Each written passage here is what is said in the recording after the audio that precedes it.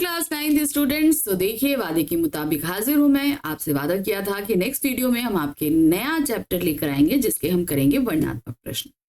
तो आप सभी के एग्जाम्स बहुत ही नजदीक आ रहे हैं और मेरी कोशिश है कि मैं फटाफट पूरा सिलेबस आपका कंप्लीट करूं। तो हो जाएगा बहुत ही जल्दी, परेशान होने की जरूरत नहीं है। तो आज हम लेकर आ गए हैं अपने class 9th Hindi course B के स्पर्श भाग 1 के काव्य खंड का जो अध्याय संख्या है 3। ठीक है, याद रखिएगा काव्य खंड का हम तीसरा अध्याय कर रहे हैं और अगर हम बुक का देखें तो हम 8वां अध्याय कर रहे हैं, क्योंकि 5 अध्याय हम गद्य खंड के कर चुके हैं। फिर उसके बाद हमने जो है 2 चैप्टर जहां पर रैदास के पद और रहीमदास जी के दोहे हमने काव्य के कर लिए और अब हम जो है बुक का 8वां अध्याय और आपके काव्य खंड का तीसरा अध्याय है गीत अगीत, इसके करेंगे वर्णनात्मक प्रश्न। अब ये काव्य जो हमारी कविता थी जो रामधारी सिंह दिनकर ने हमारे सामने प्रस्तुत करी थी, इसमें हमने देखा था उन्होंने 3 माध्यम से गीत और अगीत को समझाने का प्रयत्न किया। पहला था एक गुलाब और बहती हुई नदी के माध्यम से, दूसरा हमारा शुक और शुकी के माध्यम से था और तीसरा था प्रेमी और प्रेमिका के माध्यम से।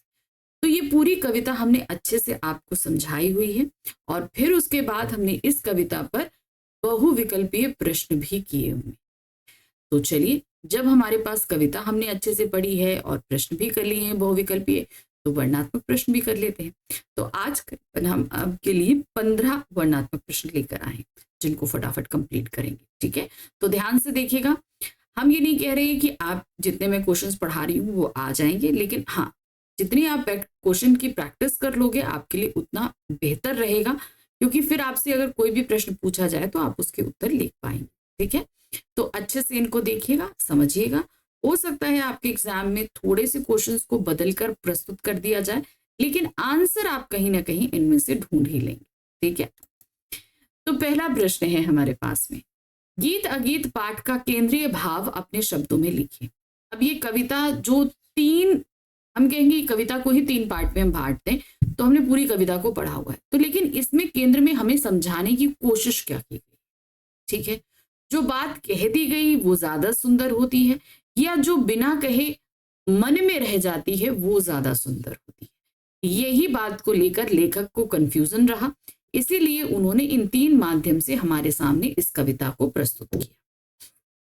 गीत अगीत पाठ में लेखक एक गुलाब और एक प्रेमिका के मन की विवशता का वर्णन करते हुए बता रहे हैं कि जब नदी झरझर की आवाज करते हुए जाती है तो उसके तट पर उपस्थित एक गुलाब ये सोचता है कि काश मुझे भी भगवान अगर बोलने की क्षमता देते तो मैं भी अपने पतझड़ के सपनों को दुनिया के सामने प्रस्तुत करता।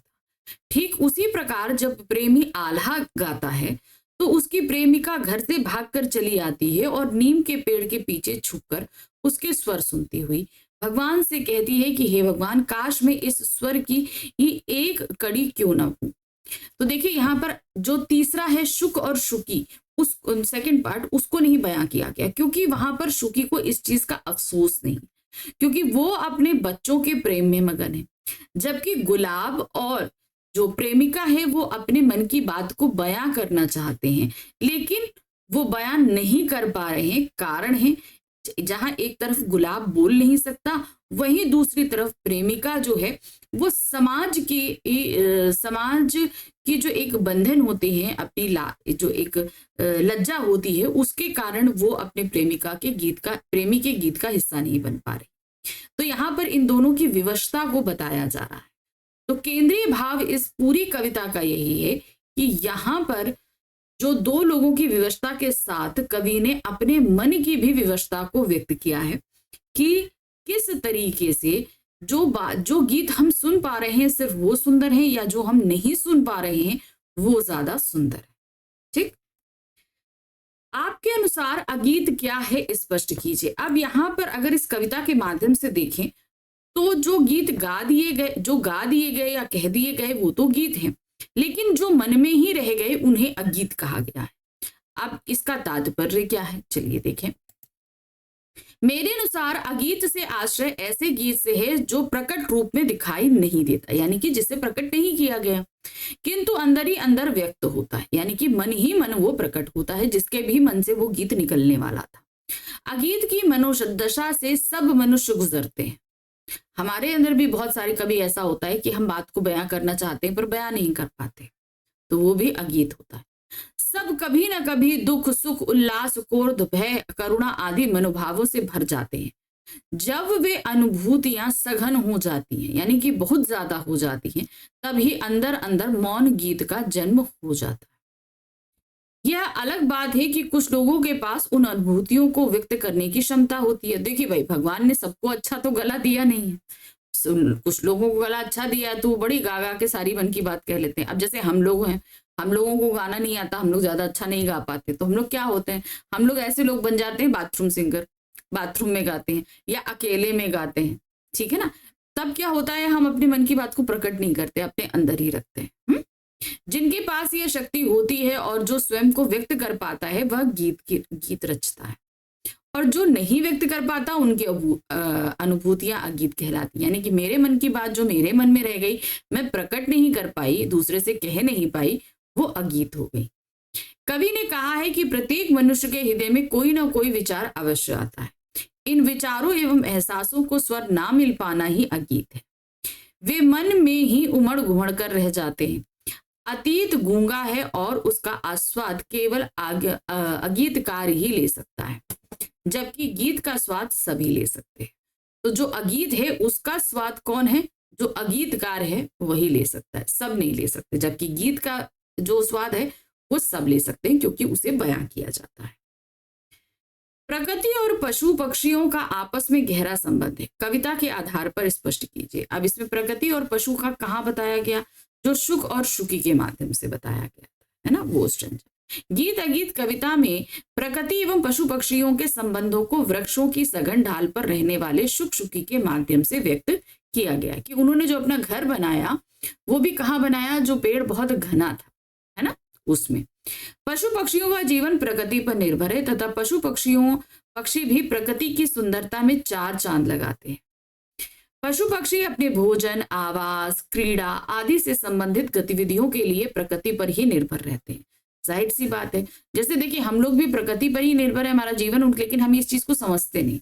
लेकिन प्रकृति जो पशु पक्षी हैं उनका जीवन तो पूरी तरीके से ही प्रकृति पर निर्भर है, जैसा शुक शुकी के मामले में देखने को मिलता है। साथ ही किसी वृक्ष को पूर्णतः ही तभी प्राप्त होती है जब वह अनेक पक्षियों का आश्रय या बसेरा बनता है। तो देखिए ये भी होता है, बहुत सारे पेड़ होते हैं, ठीक है, लेकिन वो पेड़ जिस पर पशु पक्षी ना बैठ, जब तक पक्षी ना बैठे वो पेड़ अपने आप में पूर्ण नहीं माना जाता है ना। तो प्रकृति भी जहां इन पशु पक्षियों के बगैर अधूरी है, वहीं पशु पक्षी भी इन प्रकृतियों के बगैर अधूरे हैं। तो इन दोनों के बीच अटूट संबंध है। अन्यथा ठूठ वृक्षों पे की कद्र कौन करता है, यानी कि जो सूखे वृक्ष होते हैं उन पर कोई नहीं बैठता। इस तरह दोनों के बीच परस्पर गहरा संबंध होता है।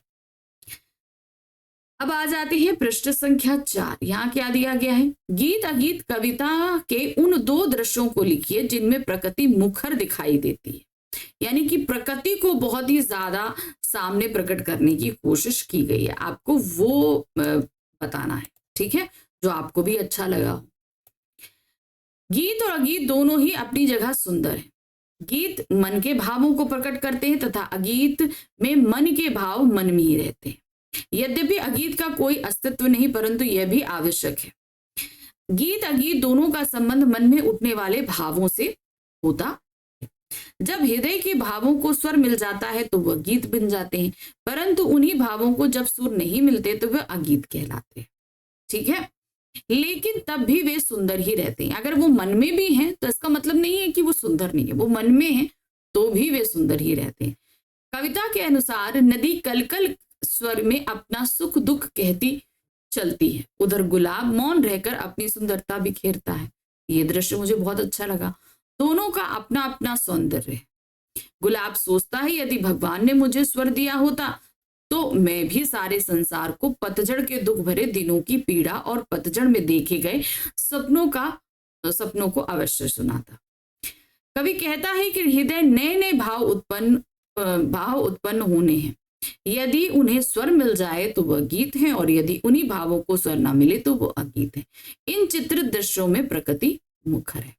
तो समझ में आया, जिनमें प्रकृति मुखर है वो सबसे ज्यादा क्या है, एक तो मुझे लगा वो नदी और गुलाब वाला दृश्य और दूसरा शुक और शुकी वाला दृश्य, जहां पर सबसे ज्यादा प्रकृति, और सबसे ज्यादा अगर प्रकृति कहीं मुखर है तो वो गुलाब और नदी वाली। ठीक है। प्रश्न संख्या 5 है, विरह के गीत कौन गा रहा है और क्यों? विरह का गीत कौन गा रहा है? विरह के गीत नदी गा रही है। क्यों गा रही है? क्योंकि वह पर्वतों से जुदा हो रही है ना। विरह के गीत नदी गा रही है जो निरंतर बहती जा रही है।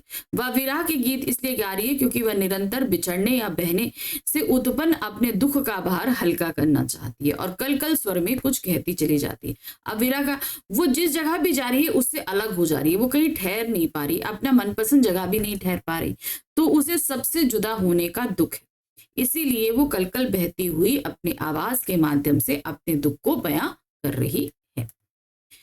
दिल हल्का करने के लिए तटनी क्या करती है? गीत अगीत कविता के आधार पर उत्तर दीजिए। तो दिल हल्का करने के लिए तटनी अर्थात नदी जो है वो कलकल करते हुए वियोग के गीतों को गाती है। दिल हल्का करने के लिए तटनी अर्थात नदी वियोग के गीत गाती हुई तीव्र वेग से प्रवाहित होती है, बहुत तेजी से बह रही है। वह अपने मन की व्यथा को हल्का करने के लिए किनारों से संवाद करती है। उनका बहता पानी जब किनारों से टकराता है तो उससे एक प्रकार की गूंज उठती है। अब नदी किस प्रकार से किनारे से संवाद करे? जब पानी किनारों से टकराता है तो आवाज करता है। तो ये बताया जा रहा है कि नदी पत्थरों से किनारों से संवाद कर रही है और कह के अपने दिल को हल्का कर रही है। नदी अपने किनारों को कैसे गीत सुनाते हुए आगे बढ़ती है? उसके बहकर जाने पर गुलाब क्या सोचता है? तो वो कहते हुए विरह के गीत गा रही है ना। नदी के किनारों से कैसे गीत सुना रही है? वो विरह के गीत सुना रही है क्योंकि वो उनसे जुदा हो रही है।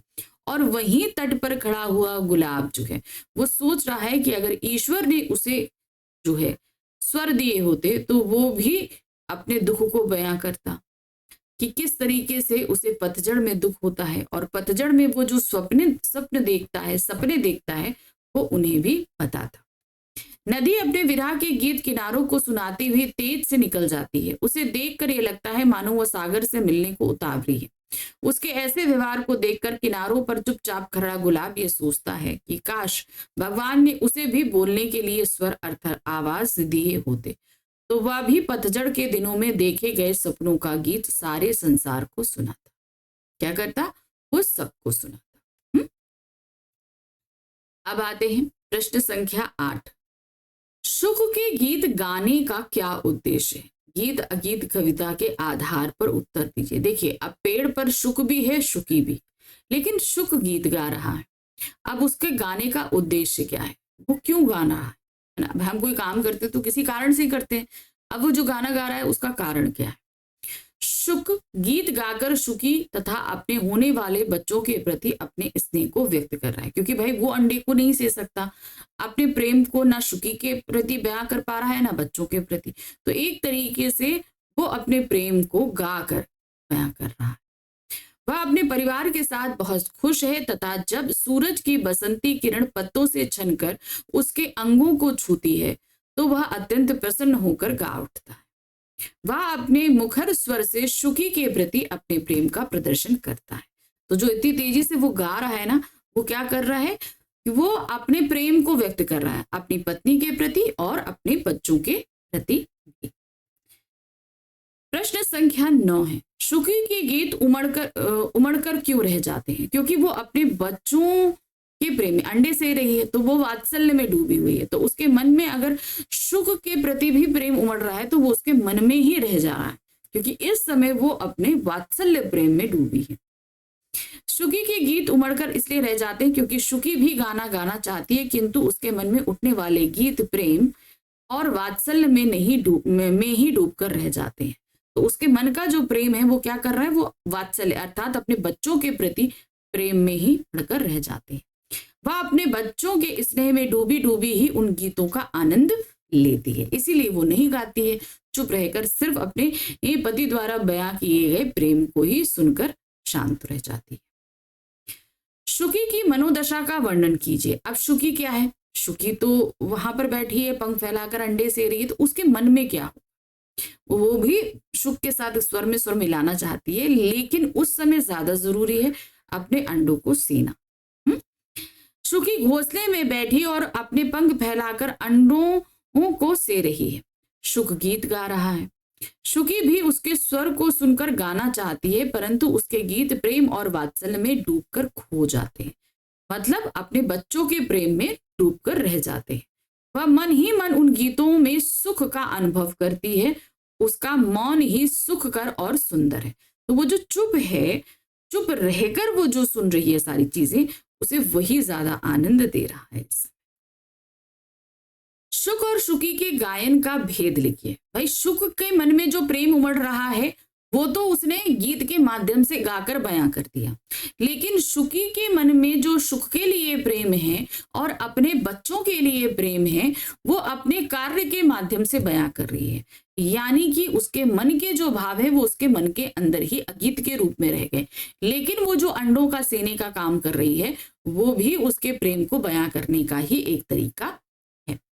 शुक जब घनी डाल पर बैठकर प्रणय गीत शुकी को सुनाता है, तब शुकी के मन में को वह गीत बसंती किरणों के समान छूकर जाता है।